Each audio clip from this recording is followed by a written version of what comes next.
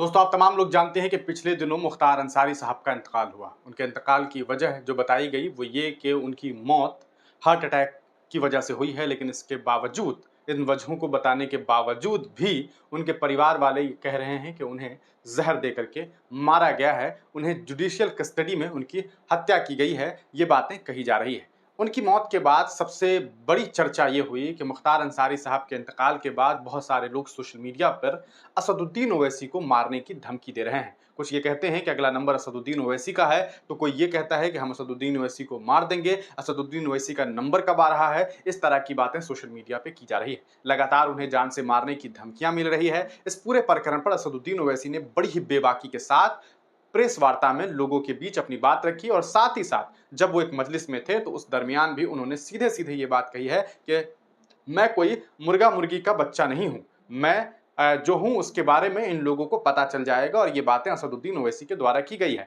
आप तमाम लोग जानते हैं कि पिछले ही कुछ साल पहले की बात है जब आपने देखा था कि किस तरह से असदुद्दीन ओवैसी साहब जब उत्तर प्रदेश के दौरा पे थे तो उनकी गाड़ियों पर गोली से हमला किया गया था, बंदूक से हमला किया गया था, इन्हें मारने की साजिशें रची गई थी। लेकिन उस वक्त असदुद्दीन ओवैसी साहब बच गए थे। अब असदुद्दीन ओवैसी के ऊपर एक बार फिर ये बातें कही जा रही है कि उनकी हत्या कर देंगे, उनको मार देंगे और तरह तरह की बातें की जा रही है। इस पूरे प्रकरण पर असदुद्दीन ओवैसी ने क्या कुछ कहा है, ये सुनिए।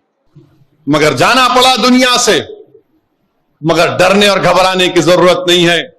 मैं उत्तर प्रदेश गया, मुख्तार अंसारी के घर को गया, तो उसके बाद से सोशल मीडिया पर ये तमाम के तमाम बांखड़े पहलवान शुरू हो गए, तेरे को मार देंगे पूरे के पूरे। अरे भाई, मैं अखलाक के घर को भी गया था, मैं जुनैद और नसीर के घर को भी गया था जिनको जिंदा जला दिया गया घाटमिका के।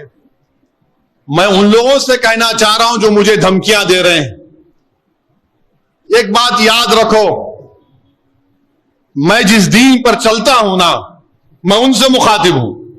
मैं जिस दीन पर चलता हूं ना, मेरे को यह दीन ऐसा चमन में चल के नहीं मिला। मेरे को यह दीन मेरे को बादशाह के महलों से नहीं मिला। मेरे को यह दीन मुझे नरम नरम कालीन से चलकर नहीं मिला। मेरे को यह दीन मुझे मिला तो बदर और हुनैन से मिला। यह दीन मुझे मिला तो अहद से मिला। यह दीन अगर मुझे मिला तो करबला से मिला। इस दीन की बुनियादों में अब्बास अलमबरदार का खून है। जालिमों, तुम मुझे जानते नहीं, तुम मेरे दीन को नहीं जानते।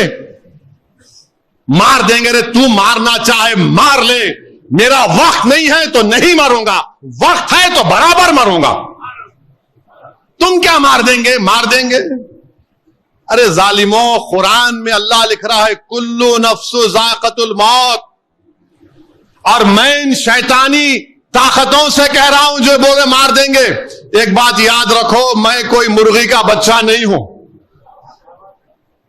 एक बात याद रखो, मुर्गी का बच्चा नहीं हूं।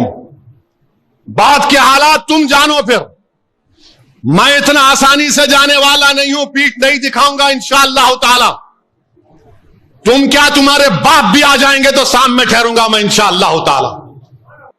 तो दोस्तों, सुना आपने किस तरह से असदुद्दीन ओवैसी ने बड़ी ही बेबाकी से ये बात कही है कि मैं डरने वाला नहीं, हमारी अगर मौत भी होगी तो हम जो हैं एक जगह से दूसरी जगह चले जाएंगे। कितने अच्छे से असदुद्दीन ओवैसी ने अपनी बात को रखी है, ये आपने सुनी। लेकिन सवाल ये उठता है कि क्या वाकई असदुद्दीन ओवैसी को जो है वो ज़रूरत है कि ज़्यादा से ज़्यादा सुरक्षा दी जाए, क्योंकि लगातार असदुद्दीन ओवैसी के ख़िलाफ़ जो है बहुत सारे लोग जो हैं वो उनके ख़िलाफ़ उनकी हत्या और उनको मारने की साजिशें रचने की बात करते हैं और ये कहते हैं, और बहुत सारे लोग इस इंतज़ार में हैं कि कब उनकी हत्या कर दी जाए। ये बताता है कि किस तरह से इस देश में एक मुसलमान नेता के को लेकर के कितनी ज़्यादा नफ़रतें हैं। इस पूरे प्रकरण पर आप क्या कुछ सोचते हैं? अपनी राय कमेंट सेक्शन में ज़रूर दीजिए।